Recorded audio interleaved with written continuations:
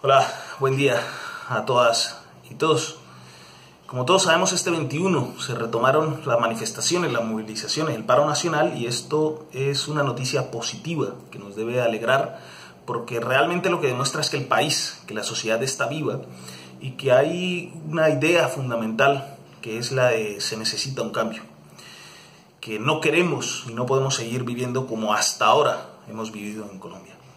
Esta idea es positiva, y estas movilizaciones son positivas y es una fuerza de cambio, y es precisamente por eso que los grandes medios de comunicación, el gobierno nacional, las estructuras clásicas y arcaicas del poder quieren desprestigiar y miran para otro lado y llaman la atención sobre otros aspectos y se niegan a reconocer la importancia de esto. Fundamentalmente porque ven en el cambio, le tienen miedo al cambio porque ven en ese cambio riesgo en los privilegios que hasta ahora han disfrutado por medio de la corrupción, etcétera, etcétera. Y entrando al tema de la corrupción, hace poco, es una de las noticias más sonadas días atrás, y es el tema de que en Colombia era el país más corrupto del mundo. Pues bueno, esto no es así del todo, pero sí era el país más corrupto del mundo en la percepción. Es decir, una revista estadounidense hizo unas encuestas de 20,000 personas, y estas personas dijeron que Colombia era el país más corrupto entre esos 73 países que se evaluaban. Pero por el otro lado, tenemos que Transparencia Internacional debe estar próximo a entregarnos ya su nuevo ranking. Ubica a Colombia, él califica entre 0 y 100. 100 es el país que no tiene nada de corrupción y 0 el país que tiene más corrupción. Colombia está entre 36 y 37 y se ubica en el puesto 99 entre 180 países. No es nada bueno. Colombia tiene un altísimo nivel de corrupción. La Contraloría calcula entre 40 y 50 billones de pesos al año que se van en corrupción. Pues precisamente porque los aparatos clásicos en el gobierno, los partidos clásicos en el gobierno, viven de esta corrupción en el gobierno, en la fuerza pública, en muchas instituciones. Son precisamente ellos los que le tienen miedo a las movilizaciones, los que intentan sabotear las manifestaciones, desprestigiarlas, porque ven que ese privilegio, ven que esa impunidad de la que han gozado se les puede acabar.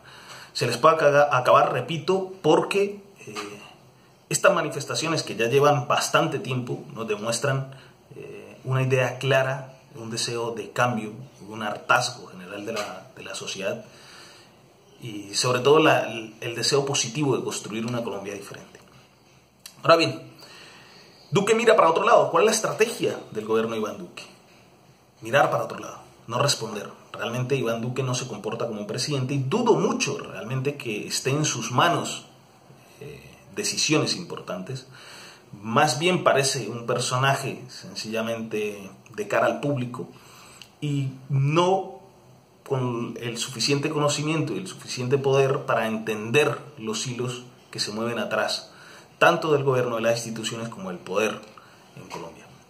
Y así lo vemos haciendo un populismo en el sentido más peyorativo de la palabra, un populismo barato de derecha, cuando lo vimos entregando unos dulces en el Chocó y no hablando de los problemas reales que tiene esa región históricamente olvidada por el Estado central.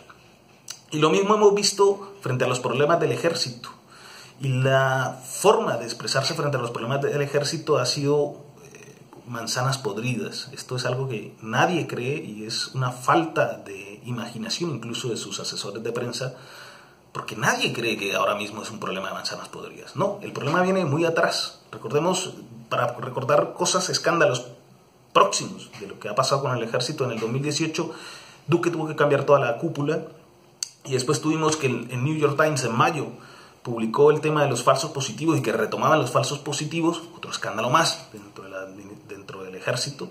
Después vimos lo del bombardeo, donde asesinaron a varios niños y niñas, y ahora vimos lo de las chuzadas.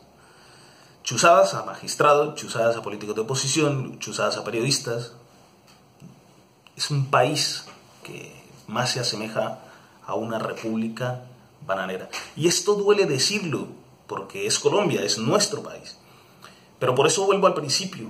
Las manifestaciones es el camino que nos puede mostrar una luz, esa imagen o esa ruta de cambio, esa ruta de transformación, esos deseos de cambio y transformación que tanto necesitamos en Colombia.